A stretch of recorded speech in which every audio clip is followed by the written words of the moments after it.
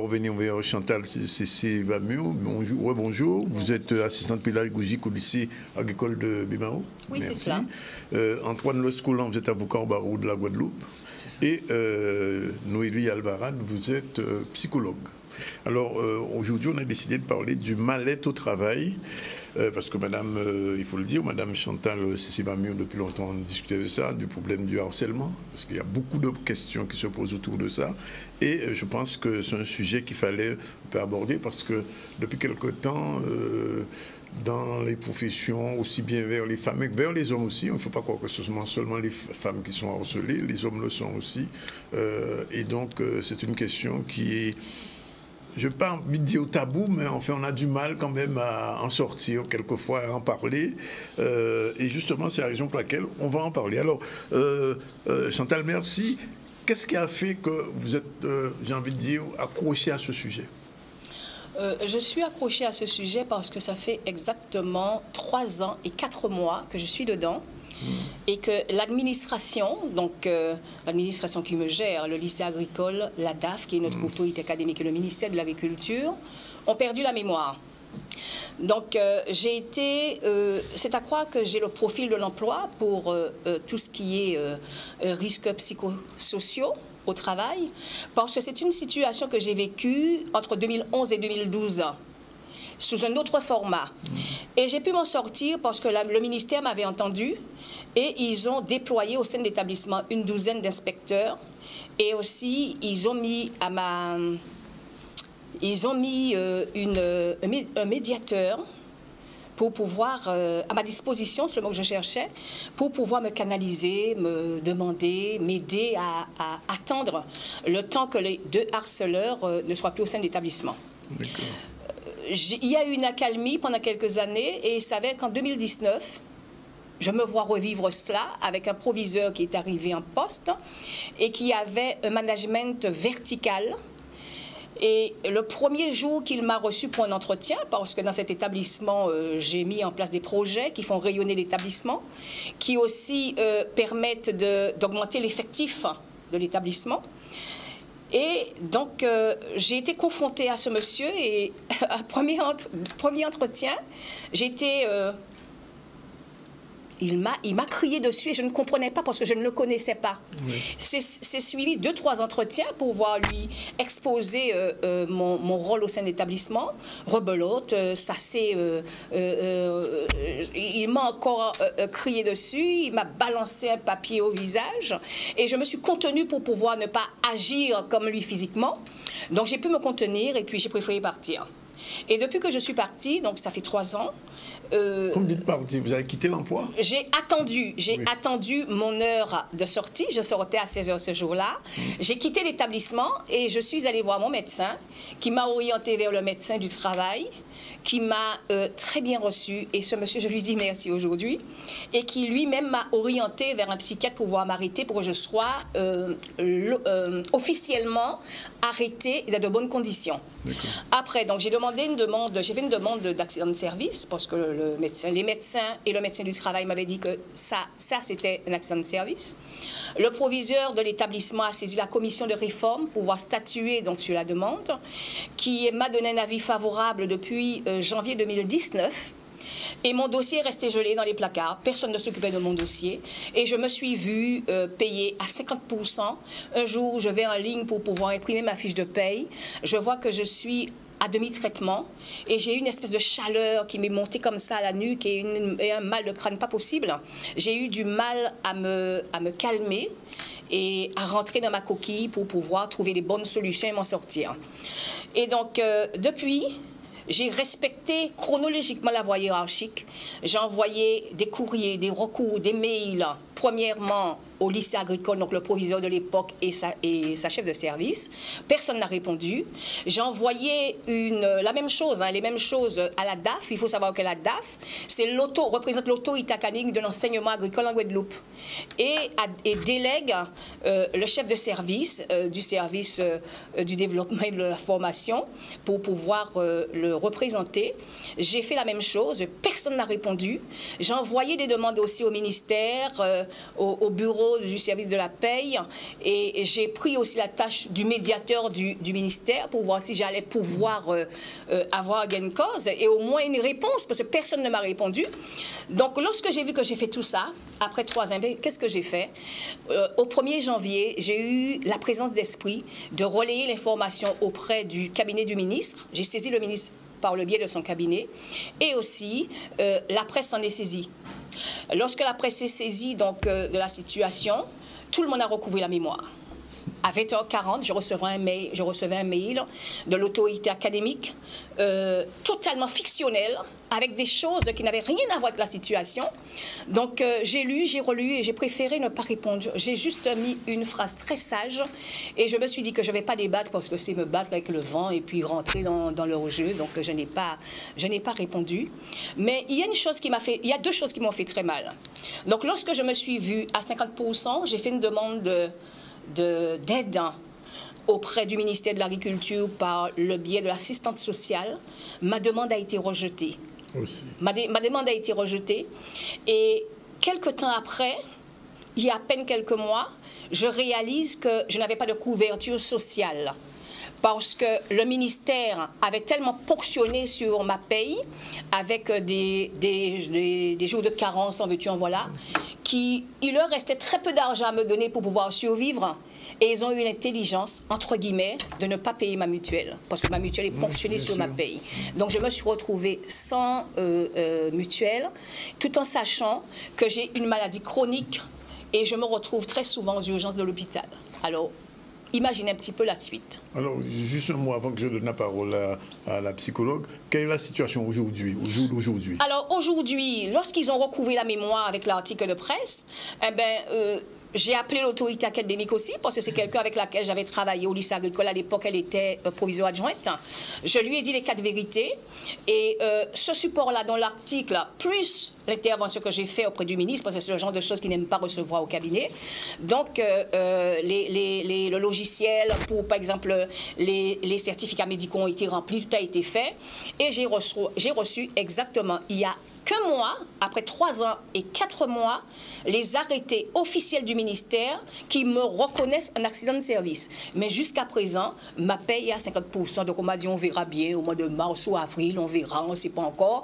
Mais ils n'ont pas eu la présence d'esprit, tellement que ce sont des gens bienveillants, de se dire, eh bien, comme elle n'a pas, elle meurt de faim. Oui. Et comme elle ne vient pas nous demander à manger, parce que c'est ce dont ils avaient besoin, que je vienne leur demander à manger. Mais puisqu'elle n'est pas venue et qu'elle est à 50%, eh bien, on va faire fonctionner la démarche auprès du machin de l'assistante sociale. Eh bien non, ça ne s'est pas fait. Je suis là, j'attends que mon salaire soit rétabli. Madame Alvarez, vous êtes psychologue. Madame Vaméo vient d'expliquer un petit peu ce qu'elle a vécu. Quelles sont les conséquences psychologiques du harcèlement sur la personne harcelée? Alors, il faut savoir que les conséquences psychologiques sont vraiment multiples. Il va y avoir des conséquences au niveau de la santé. Donc, au niveau de la santé physique, il peut y avoir des types de maladies qui vont se déclencher, comme les maladies de la peau, comme l'eczéma. Il peut y avoir aussi des maladies liées cardiovasculaires, l'hypertension. Il va y avoir diverses maladies, notamment liées avec tout ce qui va être la gastro-intestinale, avec les ulcères. Et plus, en fait, la personne va être exposée au stress, plus ces maladies-là vont s'aggraver. Donc, ça peut aller jusqu'au cancer, notamment, voire plus. Au niveau psychologique, c'est des personnes qui vont développer des troubles anxieux, donc des troubles de l'appétit, des troubles du sommeil. Donc on peut avoir aussi des troubles liés aussi à la sexualité. Il y a pléthore de troubles et ces personnes-là, en fait, elles vont se retrouver avec des troubles aussi liés à leur efficacité. Donc le harcèlement va aussi impacter l'efficacité au travail. Donc les personnes vont avoir des troubles de concentration, des troubles liés aussi à la mémoire. Ces personnes-là seront démotivées. C'est des personnes qui ne pourront plus prendre d'initiative. Donc, avec une méconnaissance, ils peuvent très rapidement, ces personnes, elles peuvent très rapidement passer pour le mauvais employé, finalement. Et donc, du coup, faire l'objet de railleries, voire de mise au placard, hein, de la part d'autres collègues. Et cette situation de harcèlement également va aussi impacter le collectif de travail, puisqu'il y a forcément des prises de parti, il y a des clans, oui. Donc il va y avoir des malaises. Donc certainement que certaines personnes se verront augmenter leur charge de travail, tandis que d'autres vont les voir diminuer.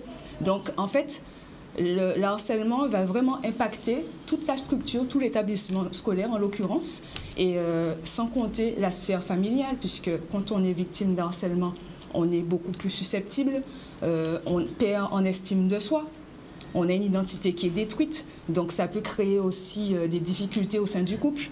On peut aussi être moins patient avec ses enfants, donc on peut aller vers même la maltraitance infantile. Donc c'est vraiment un fléau qui va arriver un peu comme un virus dans un ordinateur, qui va vraiment détruire toutes les parties de la vie d'un individu et aussi impacter son contexte organisationnel. Donc voilà. Alors, je m'adresse à l'avocat, maître Antoine Loscoulan. Il y a peut-être 30 ans, il n'y avait pas de loi sur le harcèlement, c'est autant que je me souvienne. C'est assez récent quand même. Alors, dans la fonction publique, il y a eu une loi en 1983, la loi Le Pors, qui définissait le harcèlement. Oui. Mais comme vous l'avez dit au début, c'était un sujet qui était tabou et qui est encore tabou. Il est encore tabou. Il est encore très tabou parce que justement les gens ont du mal à aller voir, pas forcément des avocats, mais des collègues, des psychologues, des médecins du travail pour faire part de ça et pour sortir de cette situation-là.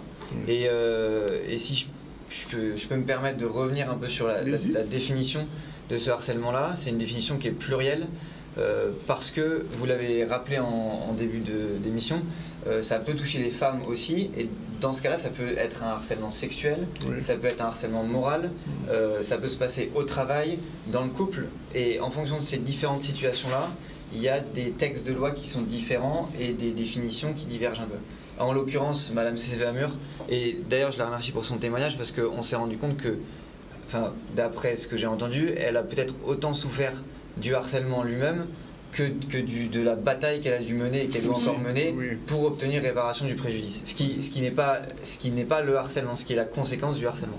Et donc c'est important d'expliquer aux gens que obtenir réparation de ce préjudice, c'est possible, mais il y a des obstacles à dépasser. Sur la définition, c'est une définition qui est présente dans le Code général de la fonction publique, donc pour les gens qui travaillent en tant que fonctionnaires et agents publics sous le régime du droit public. C'est une définition qu'elle a même aussi dans le Code du travail pour les gens qui sont employés dans des sociétés privées.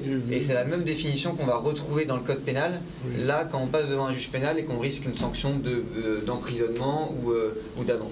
Et cette définition, c'est la suivante, c'est un harcèlement, là je parle du harcèlement moral. C'est des agissements qui sont répétés, donc plusieurs agissements, qui ont pour but ou pour effet, ça veut dire que la personne, le harceleur, peut vouloir les effets du harcèlement ou pas, l'important c'est qu'il le fasse dans tous les cas, et cet effet-là, c'est de dégrader les conditions de travail de telle façon que ça ait un impact sur les droits ou la dignité de la personne, ou sur sa santé mentale ou physique, ou encore sur son avenir professionnel. Et donc, à partir de cette définition-là, et c'est important de le comprendre parce que c'est comme ça que fonctionne un juge ou un juriste, il va falloir mettre la situation factuelle dans des cases pour voir après ce qu'on peut en faire, s'il peut y avoir des sanctions, réparation du préjudice, etc.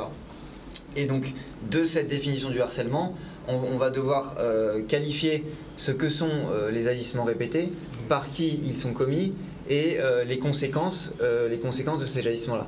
Donc par qui d'abord? Ça peut être, le harceleur peut être un supérieur hiérarchique, ça peut être aussi un collègue, et ça peut être aussi un inférieur hiérarchique entre guillemets, qui mène la vie dure à son supérieur. Les types d'agissements, ils sont pluriels. Madame Sévéamur pourra sûrement en parler. Elle a mentionné tout à l'heure des cris d'un supérieur hiérarchique sur soi. Ça peut être des cris, ça peut être des post-it laissés sur son bureau, comme quoi il faut qu'on travaille plus vite. Ça peut être des remarques insidieuses qui nous disent qu'on n'est pas performant, que la personne avant nous était plus rapide. Ça peut être une mise au placard. C'est-à-dire que du jour au lendemain, on va vous donner moins de travail. Ça peut être à l'inverse, une surcharge de travail. Ça peut être une mise au placard physique, c'est-à-dire qu'on va vous changer de bureau dans un bureau plus petit, qui aura moins de lumière. Ça peut être aussi, il y a plein de types d'agissements possibles. On peut par exemple aussi se voir refuser une mutation professionnelle. Oui. Et donc ensuite, sur ça, il faut que les agissements soient répétés, que ça ait lieu plusieurs fois. Et enfin, il faut qu'il y ait une conséquence, donc soit sur les droits ou la dignité de la personne, la santé mentale ou physique, ou l'avenir professionnel. Et dans ce cas-là, c'est une mutation perdue, c'est un syndrome dépressif, un syndrome anxieux, etc. etc. Alors, est-ce que les conséquences judiciaires sont à la hauteur du préjudice? Elles peuvent être à la hauteur, mais elles sont difficilement à la hauteur parce que le principal problème dans les affaires de harcèlement, c'est la preuve et c'est la charge probatoire.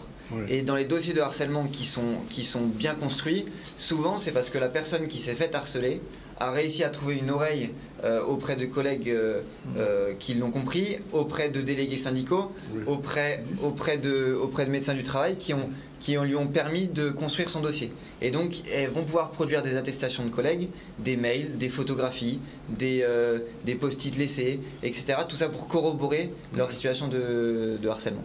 Alors, Madame Cécile, vous avez entendu le point de vue de la psychologue, surtout ce qu'elle a décrit, oui. Et ce que le juriste vient de dire. J'ai envie de vous poser la question, quand vous entendez ça, par rapport à ce que vous avez vécu, vous vous sentez vraiment ciblé par tout ce qui a été dit là? Absolument. Je peux cocher plein de cases parce que je me suis retrouvée, que ce soit dans les propos de la psychologue, de l'avocat. Et j'ai écouté l'avocat avec beaucoup d'intérêt parce que j'ai répertorié pas mal de preuves qu'eux-mêmes m'ont fournies. Oui. Les preuves sont là, photocopiées en plusieurs exemplaires que j'ai mis ailleurs, à l'extérieur, que je n'ai pas laissé chez moi. Et j'ai déjà constitué un dossier pour pouvoir me battre jusqu'au bout. Parce qu'il y a beaucoup de personnes qui sont dans cette situation et qui n'osent pas être là aujourd'hui. Oui, je sais bien. Hein? J'ai contacté quelqu'un qui travaille dans le privé. Eh ben, il ne m'a pas donné signe de vie depuis parce qu'il a peur, parce que les gens ont peur des représailles, parce que les gens ne sont pas solides aussi. Parce qu'il faut avoir des épaules pour pouvoir supporter ce type d'exaction. Ce n'est pas toujours facile au quotidien. Mais moi, je suis encore là et je voudrais leur dire de fonctionner autrement parce que tout ce qu'ils veulent me faire, en fait, je récolte autre chose.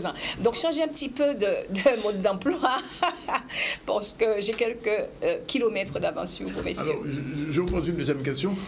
Enfin, c'est la question un petit peu particulière. Comment vous avez survécu à tout ça? Comment j'ai survécu à tout cela? Donc, dans un premier temps, je suis rentrée sous une bulle parce que je vis en permanence sous une bulle. Je n'entends pas forcément ce qui se passe autour de moi. Et je me suis posé les bonnes questions. Qu'est-ce que tu veux, Chantal? Et lorsque j'ai répondu à ce moment-là, j'ai commencé dans un premier temps à me poser, parce que je suis quelqu'un de très volcanique, et ça n'a jamais payé d'être volcanique. Donc je suis rentrée sous ma bulle, je me suis posée et j'ai frappé aux bonnes portes. C'est surtout ça qu'il faut faire. Il faut oser, il faut avoir la force d'oser et ne pas toujours écouter les conseils qu'on vous donne d'un côté parce que ça, c'est pas forcément les bons conseils. Donc, je suis assez, comme c'est quelque chose que j'ai déjà vécu 2 fois. Donc, aujourd'hui, je ne dirais pas que je sais tout, mais je connais quand même un panel d'exemples et de preuves à mettre de mon côté pour pouvoir me servir. Mais je me suis remise au sport. Donc, tous les matins, c'est quelque chose que je n'aime pas forcément, mais tous les matins, j'avais un besoin, vous vous rappelez, j'ai eu un besoin d'aller courir le matin. Pendant que les gens dorment à 4 heures du matin, je suis déjà réveillée pour aller courir. Courir après quoi? Courir pour pouvoir contenir ma rage et déverser. C'est une thérapie pour vous. Voilà, c'est une thérapie pour moi. Et je me suis mise aussi à tout ce qui est, j'appelle ça des métiers de tête. Donc, je canne énormément, je fais du bas-croix, je fais plein de choses qui me permettent de réfléchir, de me poser, de voyager et d'oublier tout ça.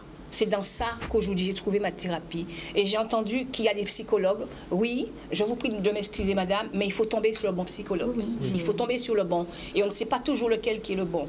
Donc, je me suis construit ma propre thérapie qui est de travailler des outils de chez nous pour pouvoir me calmer et trouver une thérapie. Une dernière petite question quand même avant de vous quitter. J'ai dit ça, c'est un épisode 1, il y aura une suite à ce débat-là parce qu'il y a encore d'autres questions qu'on n'a pas abordées. Quel conseil pouvez-vous donner à Madame Cécile Vamur en tant que psychologue? Alors, Quel conseil je peux lui donner? Madame Cécile Vamir me semble très... je pense qu'elle a conscience de ses ressources. Donc, comme elle l'a dit, elle a déjà connu ce fléau déjà à 2 reprises. Donc, elle a l'air d'avoir trouvé ce qui lui correspond. Il est vrai que lorsqu'on est victime de harcèlement, il est intéressant de se faire suivre soit par un psychologue, mais aussi de faire intervenir d'autres approches psychocorporelles, comme elle le fait déjà. Donc, c'est vraiment une approche globale. Et c'est aussi, voilà, il faut avoir du soutien, que ce soit du soutien des collègues, des soutiens de la famille. Il faut être soutenu, puisque seul, on n'y arrive pas. Seul, on n'y arrive pas, et elle fait bien de se poser, de faire preuve d'intelligence émotionnelle, hein, puisque du coup, elle ne se laisse pas guider par ses émotions. Donc, je pense qu'elle est déjà sur des actions qui sont très bénéfiques. C'est la même question au niveau juridique. Vu l'état de la situation aujourd'hui, les lettres qu'elle a fait au ministère, un peu partout, qu'est-ce qu'elle peut encore faire, qu'elle n'a pas encore fait, que vous lui conseilleriez? Malheureusement, elle est déjà passée par la partie médiation, par toute la partie tentative de conciliation amiable. Donc maintenant, l'autre option pour obtenir réparation de son préjudice et justice, c'est de saisir le juge, en l'occurrence administratif, ou alors le juge pénal, ou alors, parce qu'elle peut faire les deux en même temps. Voilà. Bien, on va terminer aujourd'hui sur ce premier épisode. Oui. Je vous promets qu'il y aura une suite. D'accord. Et on reviendra. J'espère que des gens harcelés comme vous auront le courage de venir en direct sur le plateau, visage découvert. On peut même leur mettre un masque s'ils ont peur d'être reconnus. Et on abordera cette question. En tout cas, Madame Cissé, je vous remercie d'avoir osé venir au grand jour parler d'une question très délicate et on disait un petit peu tabou. Et donc, j'espère que ça va permettre à d'autres Guadeloupéennes qui nous regardent oser poser cette problématique, parce que si nous ne pas faire rien, rien ne peut rien changer. Voilà. Merci.